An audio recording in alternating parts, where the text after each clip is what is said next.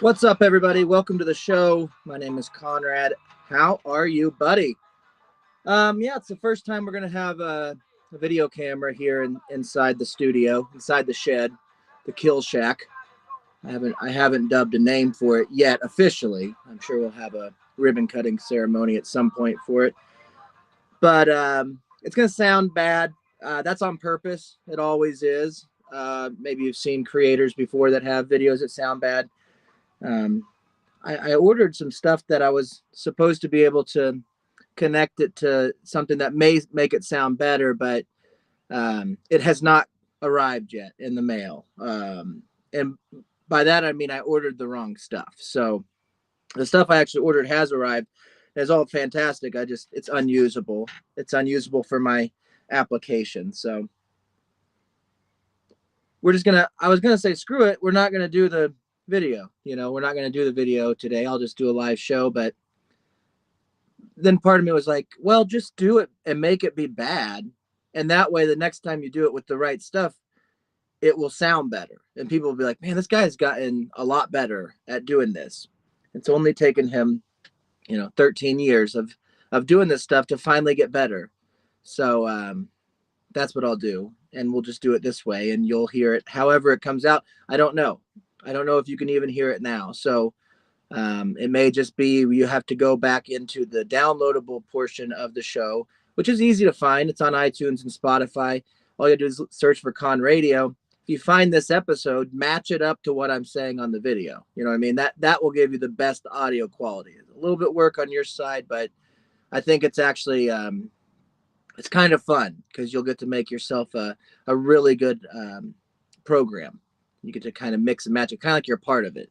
So anyways, it's later in the day. The day got off early, and I've been getting up and feeling good, feeling better, ready to attack the day. And we had a really crappy rainy day yesterday, so we didn't go out and sell any tacos, which is a good thing because I'm wrapping up. I've wrapped up. It's tax season, guys. I've wrapped up taxes. And if you're listening from a different part of the world, or maybe you have way too much money to where that never really bothered you, or maybe you don't have money at all and taxes aren't a thing for you. There's a lot of questions on TurboTax that have to do with people who've never filed taxes before. And I'm like, what do I got to do that? Why can't this be my first time doing it? So I've been 4 full days of tax Conrad, of accountant Conrad. And usually when I do these, sorry, just the thought of it's stressing me out. Usually when I do these taxes, I mail them in. So I get done entering all the questions. So if you've ever used tax software, TurboTax, or, I think Better Homes and Garden has a tax software. I think you can get one on like quicktrip.com has tax software now. So whichever one you use doesn't really matter. All it does is ask you a series of questions, right? So are you married? How much money did this place pay you last year? How much money did you spend on this? Did you do anything like this? And it's like you go through all of your receipts and your statements, and you try to enter it as accurately as you can based on the question that they're asking you. But then at the end of it, they'll be like, everything looks great. We don't know how you survived off of so little money last year, but everything looks great. And one question, we got to figure out what this means. And they'll cut it to like a picture of what the taxes actually look like when you send in the big long form. And it's a box, and it's like, has some random question on it saying, right here, what was the purpose of this? And you don't even know what the box means because it's just part of now their form. So I've been using TurboTax for 4 or 5 years. And the most confusing thing about it is at the end of it, when you get to print your actual tax return that you're going to send into the government, you look at it like, I don't know where they came up with all these numbers, because it doesn't make any sense. And they're probably like, well, if that doesn't make sense to you, you should not do it. But I did. Oh man, it's the problem. Can't even smoke a good cigar. It always goes out.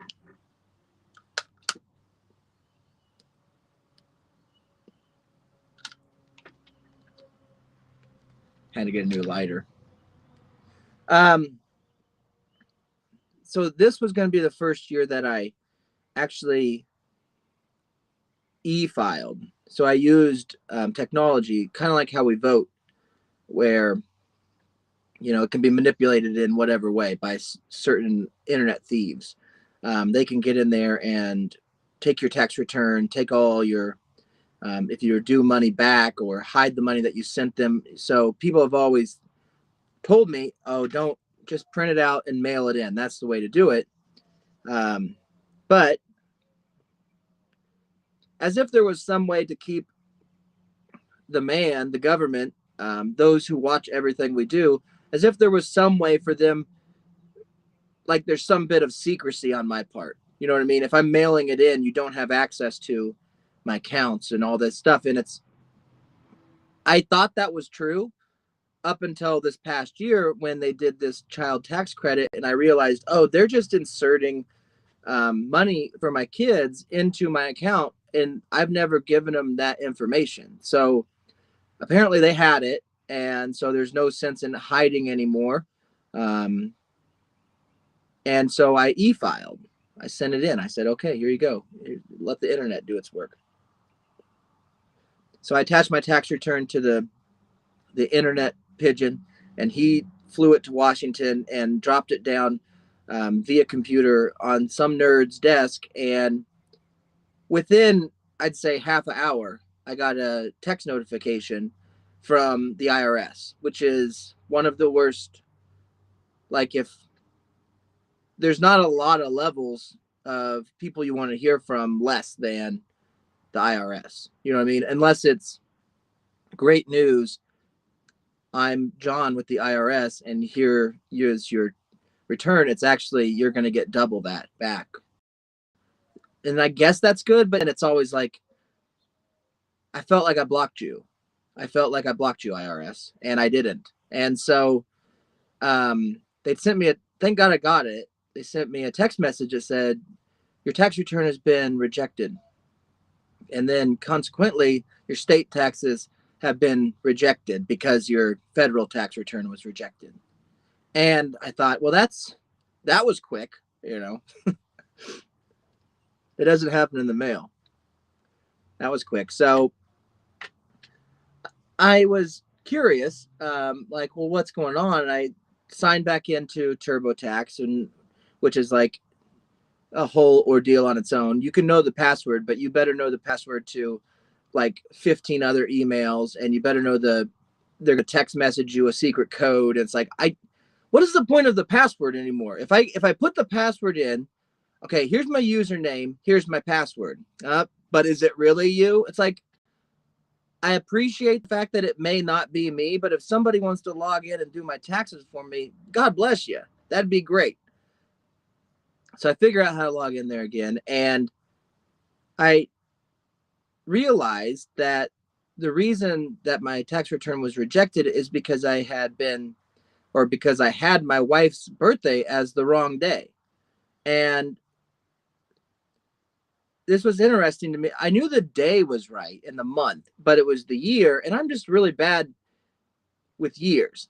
And the bad thing is, it shouldn't have mattered because, like I said, according to my tax returns over the past 10 years, my wife was born in 1988.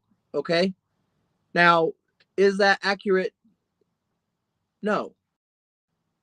And I didn't know that. But I don't know. I'm really bad with years. Let's say, do you have children? Oh, of course I do. I have two beautiful children. And okay, well, how old are they? My son's 9. My daughter is 7. Oh, that's a great age. That's a great age. Yeah, it is. They don't know that. You'll find out that they don't know that that's a great age, but it's your job as a parent to have fun with them all the time. And then they kind of realize that it is a great age. And it's never really an issue until one of them gets sick, which happens luckily pretty infrequently, but it's happened from time to time over their short little lives. And I go get their prescriptions at the pharmacy, and that's when the counting backwards starts. And it's like, yeah, I need to get a prescription for my daughter, Rowan. They're like, oh yeah, okay. What year was she born? It's like 19, no, she's 7, so 2014, 2015. It's one of those 2015, in between 2014 to 2016. I don't know there. I get it that it's simple math, but I don't really I'm not that good at it. And so I felt like I was being sweet. Like if I was wrong about my wife's date, I was wrong in the right direction. You know what I mean? I was wrong saying she's younger than she is. And unfortunately, she didn't take it that way. And then I started thinking like, but what does the IRS think? You know what I mean? Like before you've even dove into the numbers that I thought I was right on, I didn't even get my wife's birth date right. And you had me look this over, TurboTax, multiple times. You would say things like, do you see any mistakes on here? And no, this looks perfect. Yeah, my wife was born in 1933, I think. Or no, wait, 83 or 90. I don't know. Oh, but now you're going to write all this information in saying what, this is deductible. Like, how did you get these numbers? Like, I don't know. Could be anyway. So we'll see how that goes. It's submitted. I changed her birth date to what they think is the right date, and we're going to go from there. So I feel relieved that it's done. I do every year. And then I also get into this mode where it's like, I'm never going to go through this again. I'm going to be really good with my bookkeeping and my filing systems and my information. And I think I have actually a little bit more control over that this year in particular, but I say that every year, and then a month goes by and I've started like 15 other different things involved in what we're doing, and get so sporadic with everything that it always ends up being like January 1st happens and I go, uh-oh, now I have to start thinking about like, where did I hide everything? And where did I hide all my receipts? Where did I hide what cards did I use? Oh, I should start thinking about that. And it takes about 2 months to figure it out. And then eventually I just have to swing for the fences and go for it. And so that's what I did. And I'm glad it's so, I guess they accepted her birth date this time. So that's a good thing. But I'm glad it was raining. I could get it finished. I have to go present that information to Shannon here when I get done with this show, and we'll probably record another show for the OK Taco Show. So if you don't know, the OK Taco Show is me and my cousin Shannon. And when I say that, I don't want you to think like, oh, they're the same age. We're not. He was born in 1950, so he's an older man, and we do a great show together. We've done like 370 something episodes, 380 episodes of that show. And what we do is we drag around the 1977 Airstream trailer to all these small towns in Oklahoma and meet a lot of people and feed them tacos. And then we do a show about it on the way there and on the way back. So there's a bonus side. So much like this, this is free for everyone, which it probably should be. But if you guys want to support all the other things we do another podcast in Wichita called Those Guys from Wichita. It's been going around for a long time. All you have to do is go to patreon.com. I spelled it out for you there on the bottom of the screen if you're watching, but if you are blind or not watching, it's patreon.com/Conradio. and there's a couple different tiers that you can subscribe within, and it's $5 a month. It gives you all the shows we've done previously, and then access to whatever and bonus shows and stuff like that. So, and the biggest thing is it helps a couple knuckleheads, a dude that was born in 1930, and me do a podcast is what it does. So I shed with my bare hands. Well, I hung up all the stuff in it, and so the plan is, in addition to hanging out with my cousin every day and selling tacos, when we're not selling, or if I get inspired, which happens, I can come out here and do the show just by myself with you, and when we'll go that direction. So that's why you're just looking at my dumb face right now. And I'm sorry, I shouldn't even have my hood on, but maybe I. The problem is, guys, I gave myself a haircut yesterday, so it was my first time ever, and I wasn't very good at it, much like all the other first times I've had in my life. Some things you're a natural at, some things you are just naturally gifted at. Maybe you've been going to church and you've never sang in front of a choir, like with the choir. And one day the main church choir person goes deaf instantly. They can't sing anymore. It's like one of those miracle things. And all of a sudden they're looking for someone who can sing, and you've never done it before.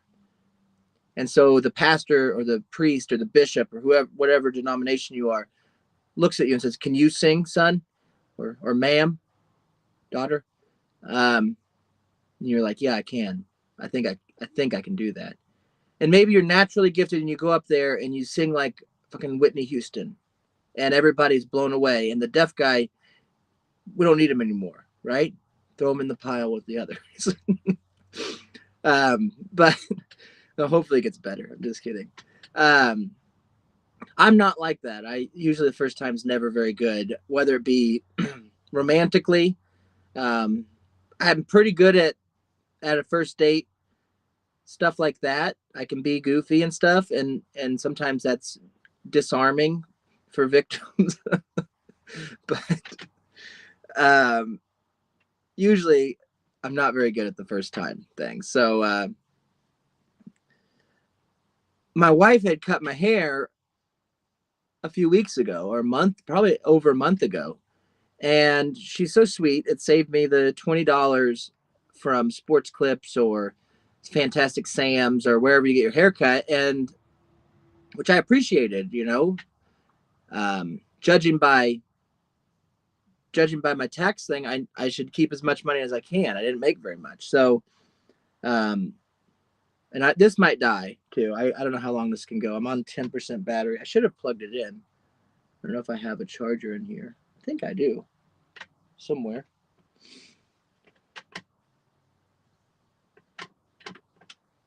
Where would that be? This big old box of cords over here. Oh wait, there's one. See, I got the squeakiest chair too. Hold on a second.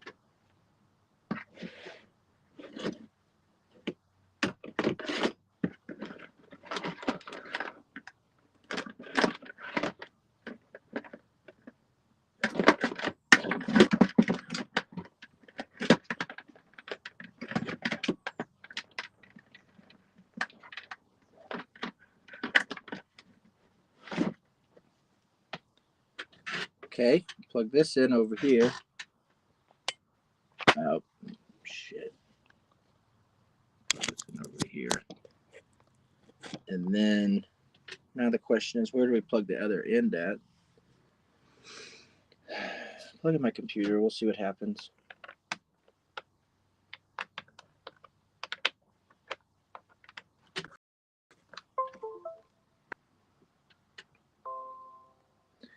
All right. So, sorry about that.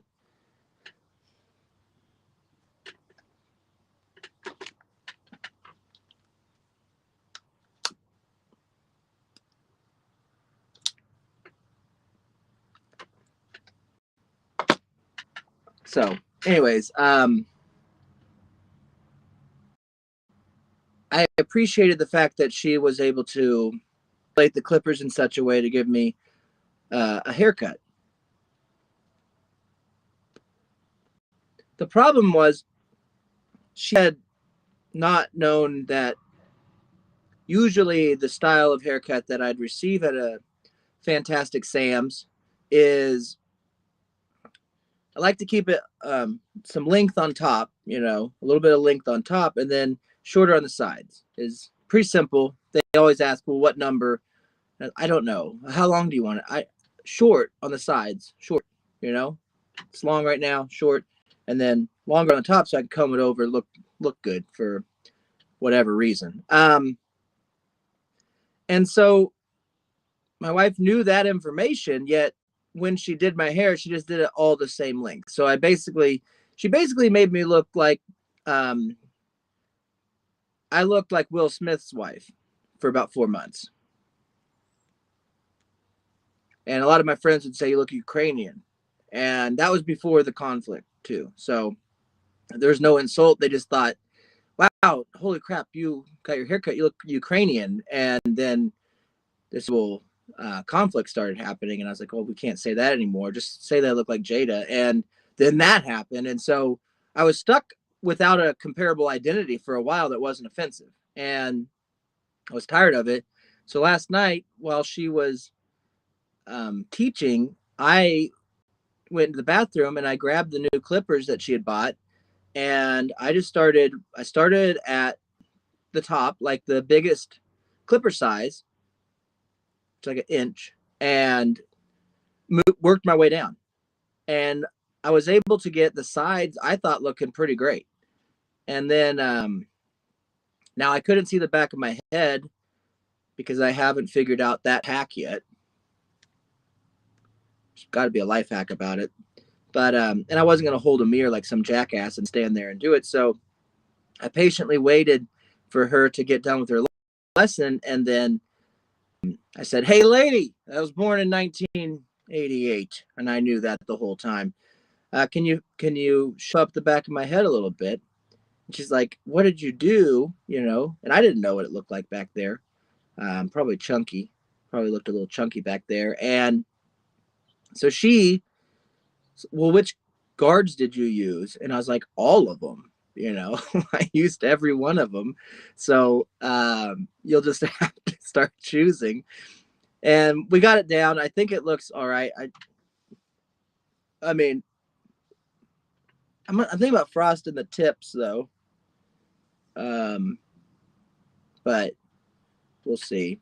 I don't know. A lot of the blogs, a lot of the dad blogs I've been reading have been talking about how dads are frosting their tips right now. And it's letting them recapture some of the youthfulness that they felt in their 20s. And that's really important, I think. So I might do that. Another thing that happened that was kind of embarrassing and kind of awesome at the same time is because I'm not an animal, not that there's anything wrong with them, but because I'm not a fucking animal, I cut my hair in the bathroom. You know, I stood in the toilet and cut it like everybody else does. No, I was standing there by the mirror and I was cutting the sides and doing the best I could on the back. And the thing is,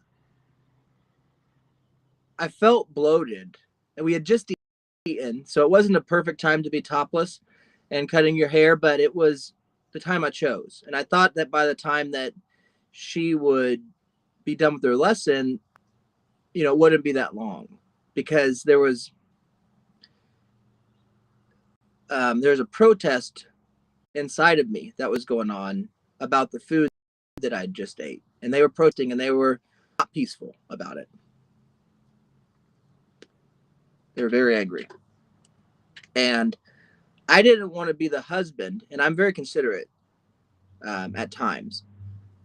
I didn't want to be the husband, and sometimes my consideration goes unnoticed. Okay, like sometimes I did something very considerate. I I'm not like Robert Downey Jr. getting my Iron Man pictures taken while I'm in some sort of children's cancer ward. You know, people don't know that Iron Man's coming. So when I do something considerate, you may not even know that it happened, but it did, and that's okay with me. That's between me and Jizo.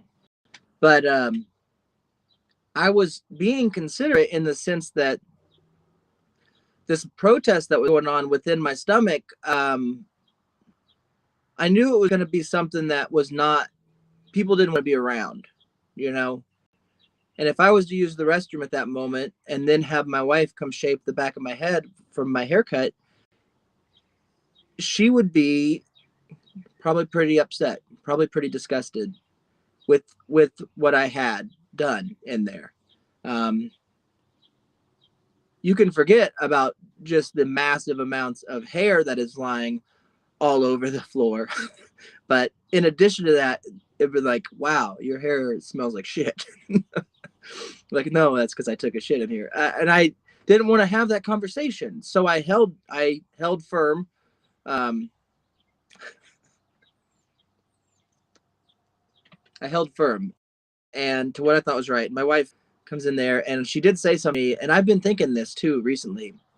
I've been running more and, you know, trying not to succumb to what the environment wants me to be, which is a 300-pounder. So I've been trying. And because of that effort, if you're Christian or not, but God has rewarded me with adding inches to my height. Not anywhere else, but my height. And so I've been feeling tall lately, feeling a lot taller than usual. Maybe I'm just standing up and I'm not crooked over, you know, but she's like, I can't do a very good job. You're just so tall. That's never been said to me before, ever. Unless I was talking to like maybe a child that I was beating up. Maybe if I was punching like a 7-year-old or something, they would say you're tall. But that's not, I don't do a lot of that, punching 7-year-olds. So I don't hear it very often. And I felt really good, but I looked at myself in the mirror as she was behind me and I could barely see her. And I realized I am really tall. She was like a midget behind me, cutting my hair, and one that I love very much. So I bent down and gave her a better angle to do what she could do to clean up my mess. And all the while I'm trying not to, because I had to squat. And I'm like, this is not the best position to be in for me right now, because there's a protest going on and I shouldn't squat down. This is dangerous. But I did, and I was fine. Nothing happened. But what it had done is compacted everything and got it ready, chambered it.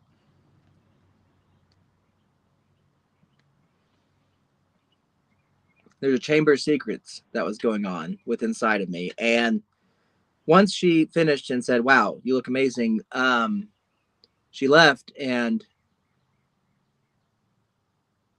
I think it's probably the first time in U.S. history that someone, I think I shit a 6-pack. You know what I mean? Like, I was looking at myself in the mirror and looked bloated.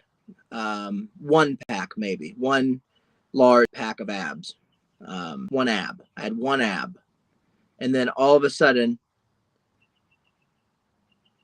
my wife's texting me. I turned the fusion off. Did I leave the fusion running? That's sounds like something I would do. How much is gas? Screw it, leave it running. Forgot about that. I was gonna move it. That was an hour ago.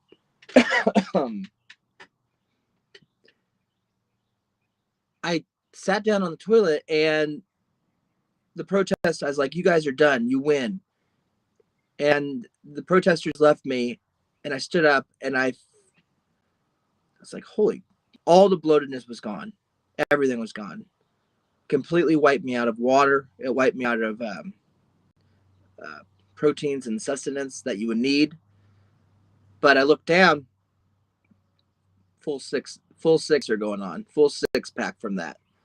And I was like, there's no way. But then I looked, then sometimes you look at the protesters in the destination that you put them in and you're like, oh, well, I can, if that was in me, no wonder I didn't have one. You know, wonder I didn't have a six pack. There's a issue that happens. A lot of people don't like talking about it, but I think it's something that needs to be addressed. If you're going to use the restroom at somebody's house and it's a friend of yours, or maybe it's just an acquaintance from work, and for whatever reason, you're such an animal that you couldn't do it at a normal person, and you had eaten some sushi that was bad or something, and you decided, I got to go do this now. I got to do this here at my boss's house. He invited me for a barbecue, and I didn't think that this would happen, but now I got to do it. And if you go into somebody's room and you do that, and you let the protesters into the toilet, and they don't clean up after themselves, meaning you flushed them down and there's stains on the inside the water bowl, like they dropped their trash or something on the way down, and it's stuck on the street. What do? You better reach over, and they better have a brush, and you better wipe that up again. This is your boss's house, dude. And you don't want to be the guy that went in there and took a dump and left a bunch of streaks all over the side of the toilet. You're going to get fired. People will talk about it at work. I don't give a shit if it's 2022 and we're not allowed to. People are going to talk about it. Do you know what Jeremy did yesterday? He came over to that barbecue. I didn't think he was coming. He didn't even RSVP. He showed up late.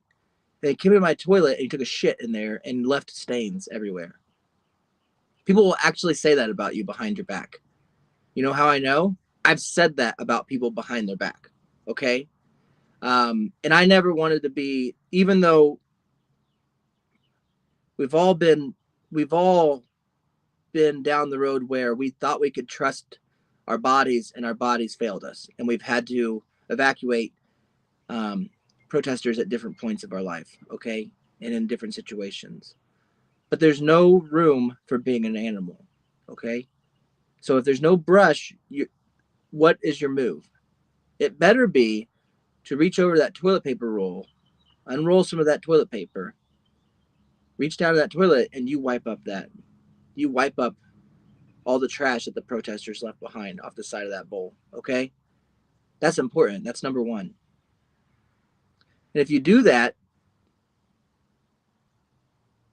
you have all the power now. And yes, of course, I know what you're thinking. Do I wipe it up and then do I wash my hands? Of course you do. Of course you do. You don't wipe up shit out of a toilet and not wash your hands, and definitely don't wipe it up and then run your hands along your face like some creep, okay? Because you know what that's going to get you? Somebody asking, did you eat shit? And you're going to be like, no, I didn't, but I did wipe it up and I rubbed it on my face. Which is not appreciated either. People don't like that. So wash your hands. Don't wipe it on your face. And make sure you clean out the toilet if you use it and leave a mark, okay? There's no sense in... It's a disgusting behavior anyways. And someday when scientists are done working on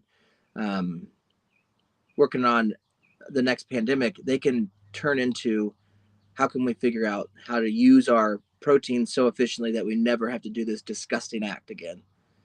Because that's when we'll really evolve. And I don't know how long it'll take. I hope you guys, yeah, I got a bunch of shit behind me, and this is going to continue as far as, I got a bunch of pictures and stuff that me and the kids have painted, and I like them, and nobody else does. So that's why I hang them behind me and for the show, because then whatever, people don't have to look at them in my house. People don't have to come in and be like, oh my God, you teach special needs? It's like, no, why would you say that? Just from the paintings. Oh no, those are my husband's, but he is special need, So I decided to hang them behind me, and it'll kind of, I don't know. We've done shows for a decade on video, but usually, it's the whole room and there's just so much going on in the video with 6 different guys. It's like, well, what do you put behind you? And at first I went Mike Lindell with it. Before this, the first setup I had was very much like a Mike Lindell commercial. And if you haven't seen one, I'd implore you to Google one. He is, if you don't know who Mike Lindell is, he's the guy that created My Pillow. Not, it's the brand My Pillow, and it's just an overpriced pillow, but it represents freedom. Okay, so that's why you buy it. You don't buy it because it's the best pillow. Now he'll tell you that it is, but what he's really selling you is freedom. Okay, and he doesn't pull any punches about that, because in his commercial, you've seen since the pandemic, since the Zoom meetings and the Zoom videos and people doing this kind of shit, you'll see their backgrounds a lot of times, and they're always the same shit, like books, so people think you're smart. Maybe there's a map, you know what I mean? Like if you're on the news and you're talking about the war, maybe there's a globe behind you, so you could be like, oh, hold on a second, let me point out where Pakistan is, on my globe, like anybody knows. So it's like, what do you have in your background? Mike Lindell was like, easy. What do you mean? Up above, top right, up above my right shoulder, I need a bald eagle statue. That's number 1. It's like, well, what are you selling, Mike? Pillows. Hold on a second. Beside that, I need one of those flags that have been folded so neatly by our military to represent a fallen soldier. I need that to be right next to my bald eagle, please. So bald eagle live would be preferable, but if it's a statue, even better. All right. And then fallen soldier flag. Perfect. Below that, I need certificate of excellence, clearly for me, Mike Lindell. And next to that, I need 2 awards that are, you can't read what they are, but you can tell that they're an award. You know what I mean? Some sort of glass square or cube.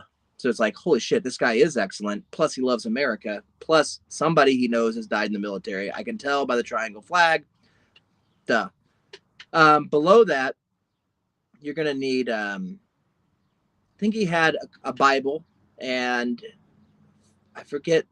Oh, you need a complete diorama of the Last Supper. He had a wooden diorama of the Last Supper, which is genius, dude, because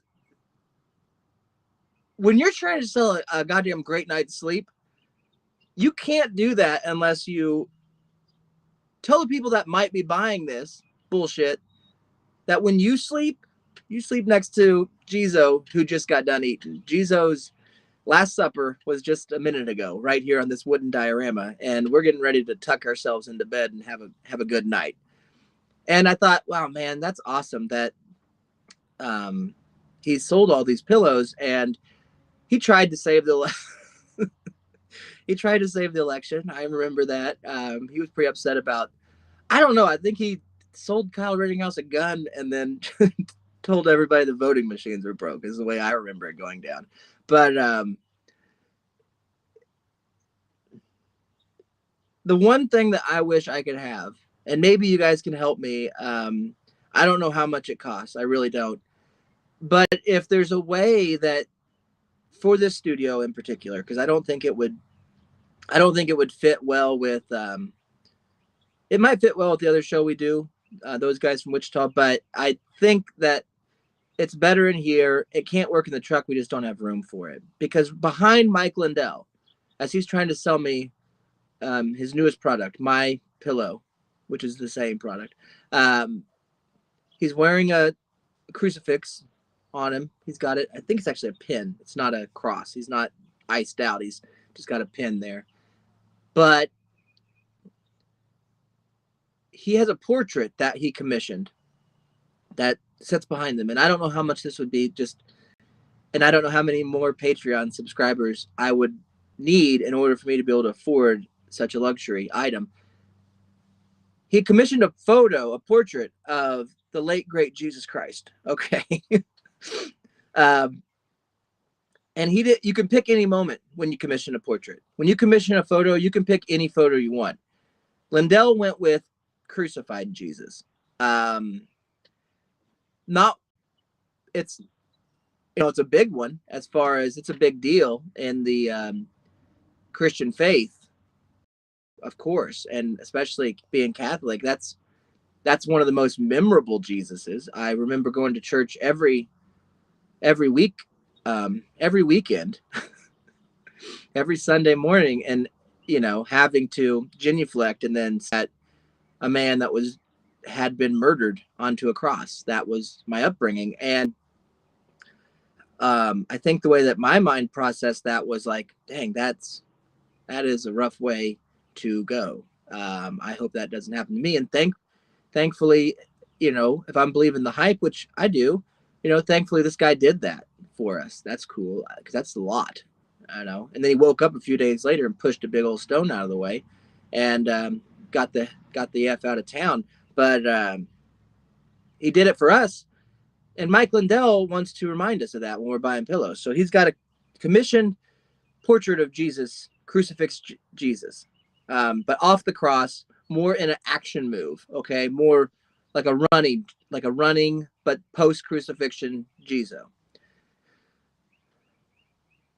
But that's not all, because that's not believable. If you want to sell a pillow, you got to go a little further than that, Mike. So he had used his imagination and his studio tricks to give the artist a vision of what he actually wanted, which was not only a crucified Jesus running, but on top of that, a lion. All right. So if you're ever like walking around at home and being like, wow, that is a photo of a man with thorns on his head running, and that is the world's largest lion. Like it represents that Jesus was a lion, I think. It represents that Jesus was a lion. And I bought 17 pillows last night. I did, and a pair of his slippers. So I succumbed to it like everyone else. I'm hoping to get a newsletter or something. Got an election coming up. So anyways, I had a lot more stuff I wanted to get to, but really this was just a test to see how it looked. The audio will sound fine on the downloaded thing. So if you guys just want to subscribe on iTunes or Spotify for the free show, which is what this is, it'll be available. If you enjoyed watching it, thank you. And we'll be back. We're going to try to do this more consistently. I mean, that's hard to do. I live an inconsistent life, but that's the point. So the audio moving forward for the video feed should sound better, but if you just don't mind not looking at me, I would appreciate it, and you can just listen and subscribe. So thank you guys for watching, and I got to go meet up with Shannon. We'll have a new OK Taco show coming out later this evening, and with that being said, have an OK day.